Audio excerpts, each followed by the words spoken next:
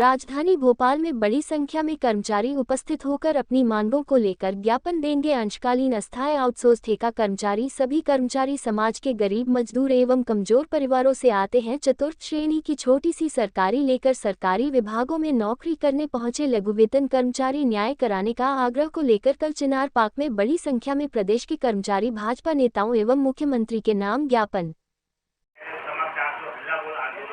करने जा रहे हैं, ये क्या है और ये किनके लिए है? देखिए, आप लोगों ने मार्च में श्रम मंत्री महोदय की पत्रकार वार्ता कवर की होगी, जिसमें उन्होंने मध्य प्रदेश में न्यूनतम वेतन बढ़ने की जानकारी दी। उसके बाद मुख्यमंत्री जी ने भी कई सभाओं में न्यूनतम वेतन बढ़ाने की बात कही थी मार्च में। अब 1 अप्रैल से इसे लागू किया गया मध्य प्रदेश में।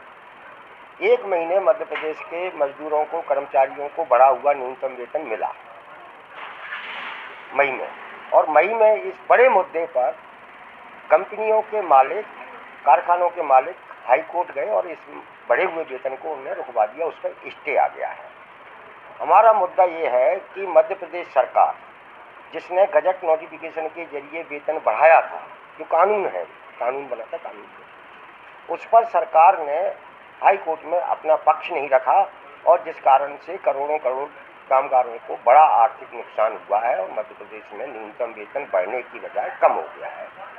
10 साल बाद मध्य प्रदेश में न्यूनतम वेतन रिवाइज हुआ था।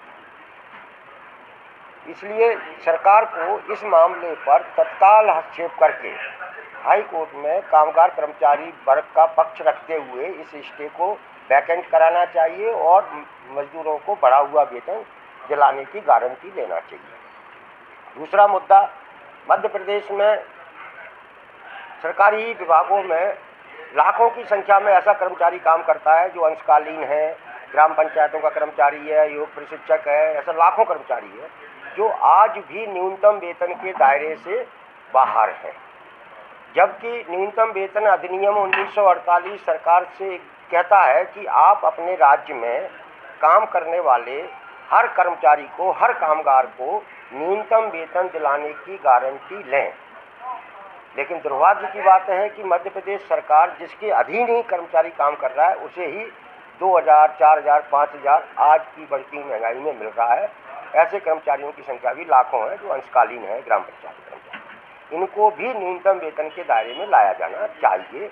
इन सवालों को लेकर कल हम लोग चिनार पार्क में इकट्ठे हो रहे हैं 11 बजे, और वहाँ से रैली लेकर हम बीजेपी कार्यालय जाएंगे और उनसे ये मांग करेंगे कि मध्य प्रदेश के हर काम करने वाले व्यक्ति को सरकार के द्वारा जो तय न्यूनतम वेतन है वो मिलना चाहिए, और ये देने की जिम्मेदारी सरकार की है जो उसे पूरी करना चाहिए।